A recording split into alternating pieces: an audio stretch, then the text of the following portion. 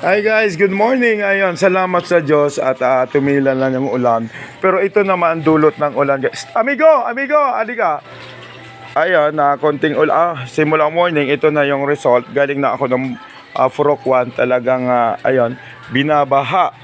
Then, ayun, nananawagan naman ako, of course, kung sino ang pwede natin malapitan dito sa sitwasyon ng baha. Ano ang pinakamagandang gawin? Aayusin yung drainage kasi nga naman hindi maayos yung drainage. Siguro yung mga nababara, yung mga plastic bubungkalin para at least diretso yung daloy ng alibawa ganitong mga barubasoran to. Ayun, concern ko naman sa tindahan magkaroon ng mga kani-kanilang sako para at least yung kakain mayroong huhulugan. Ayun, tingnan mo guys, ito yung Furok 2, halos doon sa dulo, baha pa rin. Ayun, wala yan. Galing na tayo ng 1. Ito ang problema dito sa Barangay San Roque na talagang binabaha sa dulot ng ulan. Kaya kawawa yung mga number 1, yung mga estudyante. Kung may pasok talagang paano kung may sapatos. Ayun, magiging hindi maganda para sa kanila. Ayun, hanggang dito, ganun pa rin. Baha din yun sa mga street na yan. Ayun. Maganda dito kung mataas yung area mo, safe na safe ka sa baha. From galing doon, dito na ang bagsak ng tubig.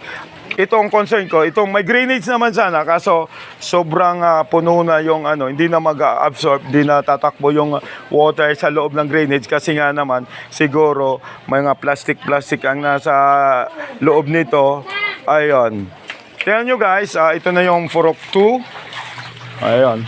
Diretso tayo ng Furok 3 kasi yung Furok 1 talagang halos baha din.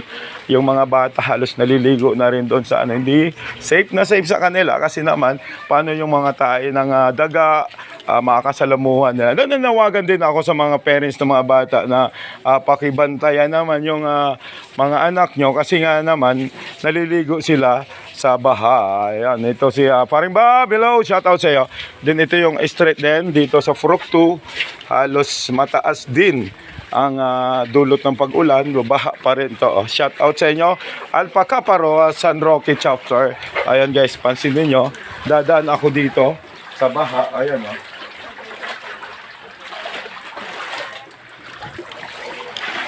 halos dito na rin ako lumaki itong Purok na to. Mahal na mahal ko itong Purok 2. Halos pinanganak ako sa Purok 3. Ito yung concern ko dito na talagang hindi safe na safe yung tubig ng baha hanggang doon sa dulo. Di papasokin naman na yung area to. Ay mali.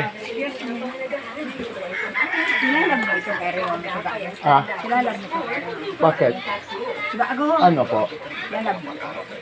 Wait lang nagtatrabaho tayo. Wait lang Ayun guys, dito pa rin yung Furok 2. Pasukan natin yung area. Ay, medyo mataas to, okay. Free from galing doon, ganun pa rin, baha, may konting baha. Ayun, baha pa rin dito, ayan.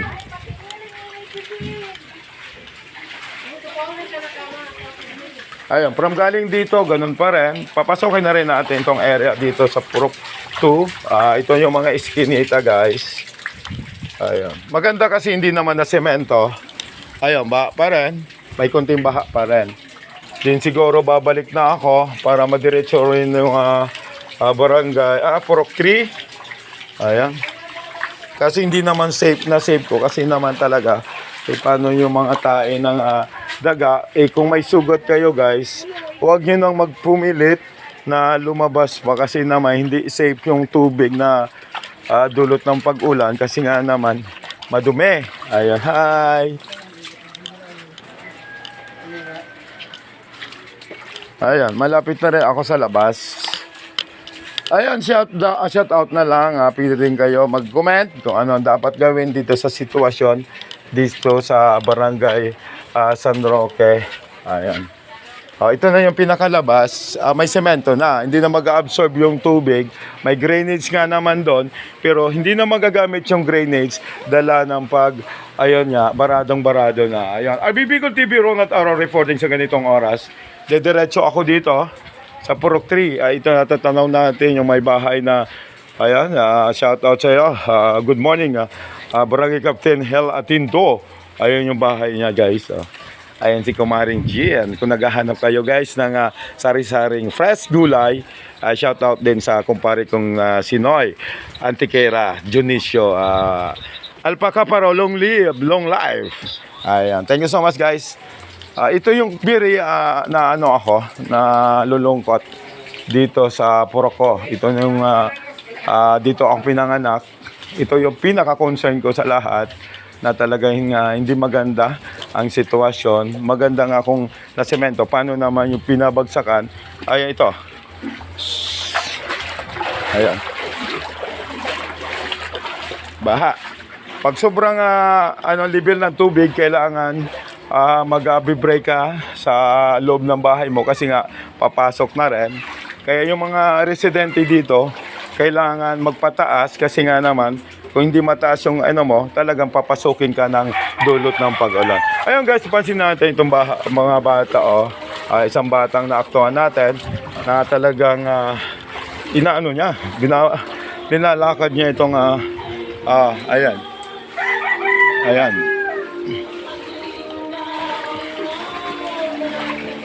Hanggang ayun, galing doon, alos sa nasa na rin, sukat ng tuhod na rin, talagang malalim na itong dulot ng pagbaha dito. Dito lang ito sa Purok 3. Ayan, guys, tingnan mo, ito rin yung residente namin, Araw Family. Ayan, ito, konti na lang, aabuti na sa loob. Kaya nga naman, kailangan na harangan mo.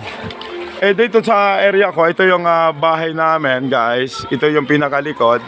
Talaga yung tubig namin, talagang close not close yung bakod namin. Yung from galing ng ulan, galing sa residence namin, hindi namin pinapalabas. Kasi nga naman, kung papalabasin mo pa, ay grabe naman. Parang hindi unfair yon sa mga residente dito sa Purok 3. Dahil ipapakita ko sa inyo, guys, nakakaawa din yung lugar ko dito. Ito na yung pinaka-level ng kalsada. Ayan, ito na yung bagsak dito. Hindi maganda. Dapat sa lang nakalibel, didiretso doon, tagos ng tinampo din, tatagos doon. May drainage naman doon, talagang baradong-barado. Ayun guys, papakita ko naman sa inyo, ito yung pinagtsaga-tsaga ko naman. Kagabi, halos linalagyan ko muna dito ng brake, kasi pag walang ganito, talagang papasok na, kasi mababa naman talaga yung level ng area ng resident. Ito ang Araw Family, of course. Ayan, ito na ang resulta. Baha na rin ako dito. Ayan. Ito yung ayan, ito ang bahay ko. Ayan. Thank you so much, guys. Comment na lang kayo kung anong suggestion nyo, anong magandang gawin. Ayan, God is good all the time. Unang-unahin natin ang Panginoon kasi first Sunday of December, advance Merry Christmas and Happy New Year sa atin lahat. Thank you so much!